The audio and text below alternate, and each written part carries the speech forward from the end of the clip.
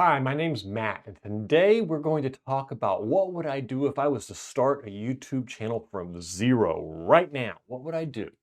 All right, so I've got a couple of points here I want to go across. Many of them I have used firsthand to get channels kicked off. So I want to make sure that we go through some of these because some of them are very easy to understand and other ones will surprise you. The first one is focus only on discovery content first. In other words, you need to find out really what is special about your niche that you can focus on and that you can get that. And this is really important because it allows you to build content that you know your subscribers and you know that the viewers that you're looking to attract to be future subscribers is attracted to. And that is why it's so important that you focus on discovery content early. Because if you can find those pillars, then you know where to focus going forward. All right, number two, pick a niche and stay consistent. I'm not talking about time for posting. I'm not talking about anything other than stick to the niche. Define the size of the window that you're going to be working on. For example, if you say, I'm going to work in construction, then you could be working on commercial instruction, home construction, handyman type construction, DIY construction. Really define what that window is going to be. Make sure that your niche is big enough to have a large enough following to actually attract enough subscribers to accomplish what you want. And do this by going out and investigating channels that already exist. Do they exist already? Do you see somebody out there doing what you're doing? Do they have enough subscribers? Are there channels that are big? Have they niched up? Have they niched down? Investigate. Do a little homework first to figure out how small or how big that niche needs to be to fit the size of the channel you're trying to build. It'll pay off in the long run greatly. This doesn't mean you can't expand it later, but it does mean you need to define it first. And that's what I would do first. I would focus on discovery content. After I picked my niche, after I focused on my discovery content, then I would run lots of tests. I, of course, would start a long form channel. I would be doing 3 videos a week, kind of trying to figure out to play the odds. I need to find my first breakout video. That's my goal. I would set up a 3-month plan where I ran 3 videos a week and I would sit down and I would go through discovery like crazy. What are those videos all going to look like? I would take a stack of index cards like these right here, which I use constantly to come up with what my ideas are. And I would just start writing every idea that I could think of. I would spend probably a week or two just coming up with ideas, just keep writing ideas and throwing them down. Then I would sort and organize all my ideas into here's my schedule that I am going to release the videos I'm going to release in. You don't have to keep to it 100% if a new idea comes up, but you do want to build yourself something where you're not worried about it. And then every time a new idea comes up, I would put it on one of these cards and I would reevaluate where does it belong in my schedule. If it's a great idea, then I can insert it for me to do it tomorrow. If it's a horrible idea, then I just throw it in the stack and we'll get to it someday in the future if I want to get to it. All right. So that's how then I would test these ideas. And the way I would test these ideas, in addition to doing my 3 videos, is I would start making intentional shorts. In other words, instead of taking a long form video that is 12 or 15 minutes, I would focus on what can I do to test this idea in 30 to 60 seconds? And I would build a short that does exactly the same thing in a very short period of time. I would post that and I would post 4 or 5 of those a week, trying to find something that takes off. Now, once you post a few of these, you're going to realize which ones have traction and which ones don't.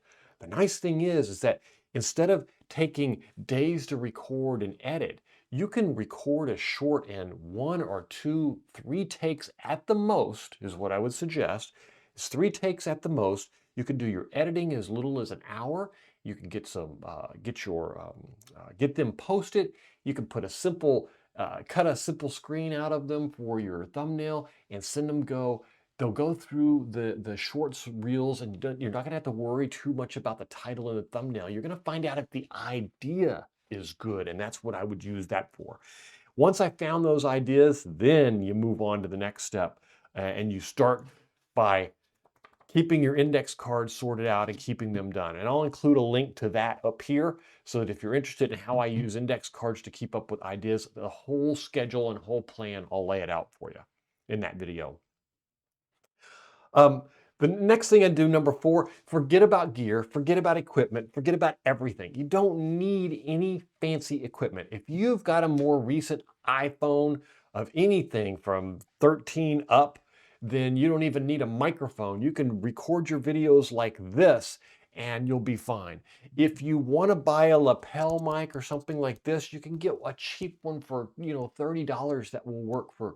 I recorded on my iPhone 10 with a $30 mic for the first 4 months of me running my YouTube channel. And by then I had already found my first pillar video. I've already caught my first 2,000 subscribers.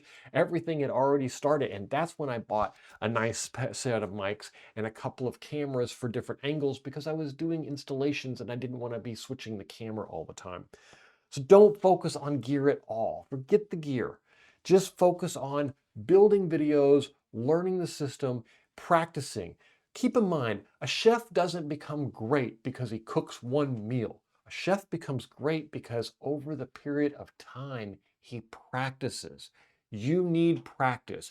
You need practice for every aspect of coming up with ideas, designing the ideas, building the ideas, editing the ideas, releasing the ideas, packaging the ideas. All of these items are new, and you're going to have to learn to do them all. A chef only has to learn to cook. He's got the easy job as far as I'm concerned. All right. Next, number 5, study what works on other channels. And I don't mean just go out and watch a whole bunch of videos on the other channels. I mean truly understand what did the niche that you were focusing on when you first did your discovery content and you first found out what you were doing. What are they doing? What is working on their channels? What isn't working on their channels? And reevaluate this all the time. But what I would do first off, if it was me and I was starting right now, I would go out and I would find probably the top 10 or 15 channels that are probably, and I wouldn't go too big. You don't want to go with the massive ones. You might go with 1 or 2 massive ones that really represent where you want to be. And then I would go with another 5 or 10 small ones that are in the growth area where you can see that they've been growing a little bit. vidIQ is wonderful for identifying these, but you can just as easily use a search tool to find them. All right. Once you've studied on what works with them, that's number 5. Number 6 is double down on every and anything that works. If you get a short that's successful or you get a long form video that's successful, follow up on a much better version. Especially if you get a short, follow up on a long version that's really cool, really good. Spend some time because you already know you have a success.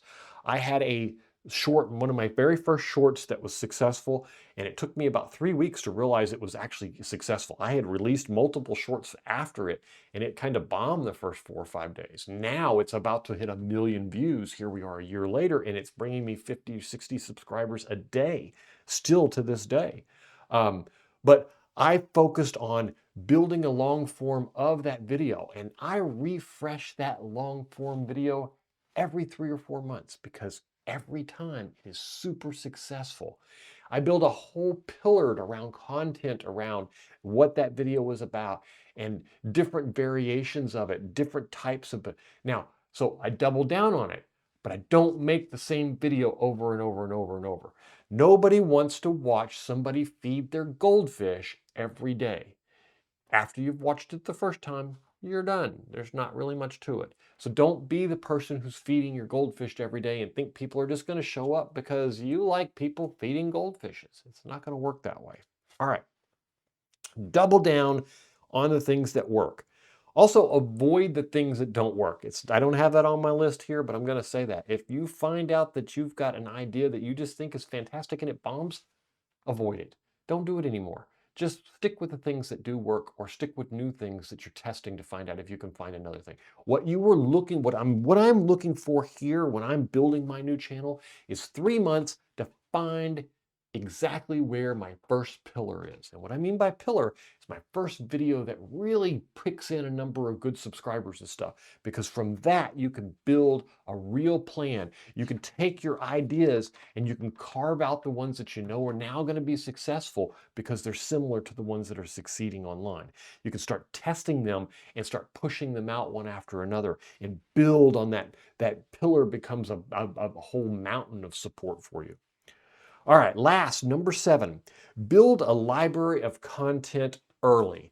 And this is why all the stuff that we've led up to this point allows you to do. Now I would be 12 weeks in or 3 months in. I've produced 3 videos a week. I've put out multiple shorts in order to test content. I should have a good idea of what's going to work, what's not going to work. But more importantly, I have 36 good videos that I have learned how to edit. I have learned how to build thumbnails. I have learned how to do titles. I have done in 3 months what would have taken me 36 weeks, almost a year, had I been doing, or 9 months, had I been doing it one a week. It would have taken me a year and a half if I was doing one every 2 weeks. This is how you kick off a channel. Now, you have to be very careful with burnout. Doing this is not very easy. I just completed it with this channel. I made the first 36 videos, and this is the recording for the last one. So following this video, and this is the last release of that 24 video series, and I will publish a video about its performance and everything following this, because this video was recorded 12 weeks ago, and you're watching it today. I am Matt. I run 3 different YouTube channels. One's super successful, one's starting to get popular, and this one that has just started. I'll hope you join me on this journey. I would love to talk with you about the different YouTube channels that you have and what your goals are. If you're like that idea, please subscribe today. We'll see you on the next video. Talk to you then.